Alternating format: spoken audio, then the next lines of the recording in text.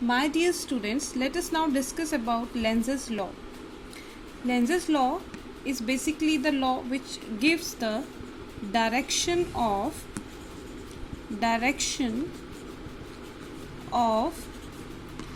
EMF induced or current induced, as it was not given by Faraday's law. So according to Lenz's law, the direction of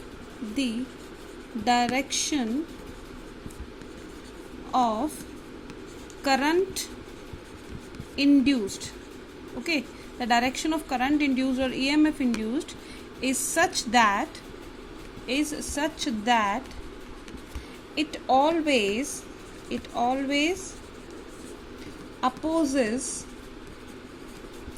the change in magnetic flux responsible for its production.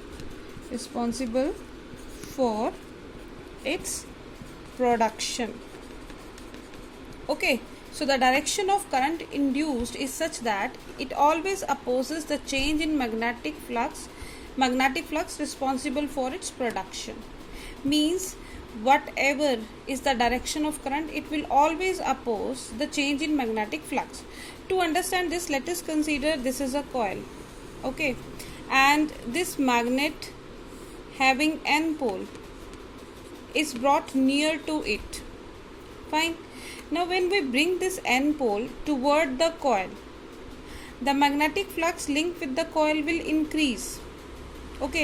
Now the current will induced in a direction which will oppose this increase in flux.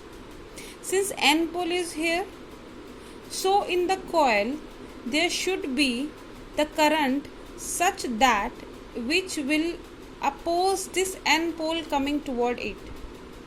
Means in this case the direction of current will be anti-clockwise, as anti-clockwise represent N pole, so automatically here N pole is generated which will tend to repel this N pole of the bar magnet and which will oppose it to come it toward itself, right?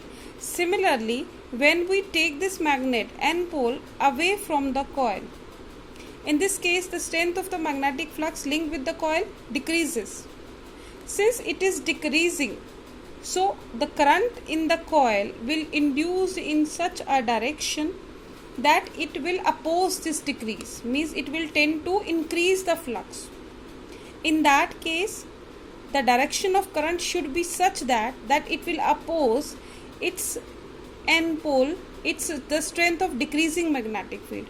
So we know that since S stands for clockwise direction, so clockwise direction current is induced such that this H will act as a S pole and it will tend to attract the magnet toward it. So these are two cases. Similarly, we can say if S pole is brought near to it, so what will induce the direction of induced current? The direction of induced current will be such that it will oppose this S pole coming toward it. So direction of current should be clockwise. Clockwise, so that S pole will induce here and it will repel this S pole.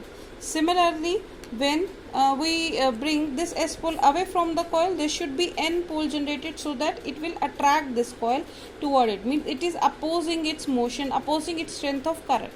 So from these two we came to know that the current will induce always in a direction in which it opposes the change in magnetic flux responsible for its production. Let us do some practical example to understand the direction of current. For example, here this is a magnetic field directed in the plane of paper, perpendicular to the plane of paper, directed inward. Like this. Directed inward means it is going inward. And this is the coil kept in a magnetic field. And suppose the magnetic field is increasing. Through this coil. Means somehow we is increasing the strength of magnetic field through it. Now the direction should be such that it opposes its increase in strength of magnetic field. Since B is increasing, so flux is increasing.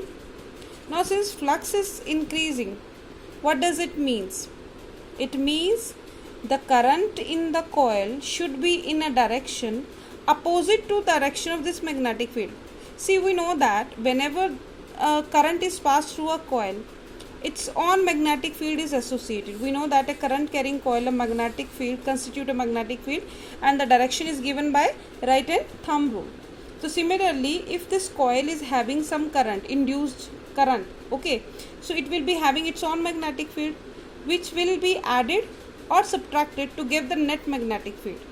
Now in this case, the magnetic field is inward. Magnetic field is inward. So the current in the coil B should be in such that the magnetic field induced due to this current carrying coil is upward. Okay, so we will apply our right hand rule. Right hand rule, this is the direction. Thumb gives the direction of magnetic field if curl of fingers is giving the direction of current. Now if the current is in this direction, anti-clockwise direction, the direction of field is magnetic field.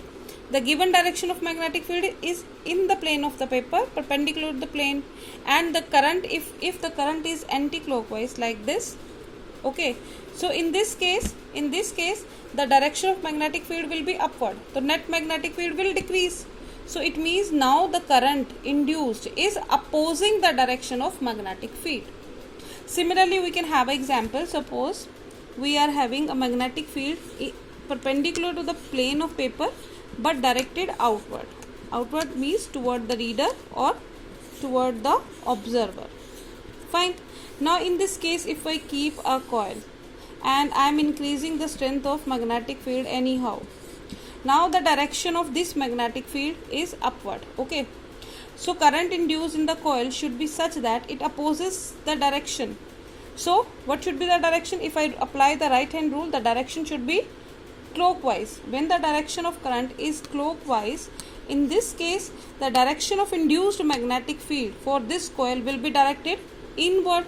So it is opposing the present magnetic field.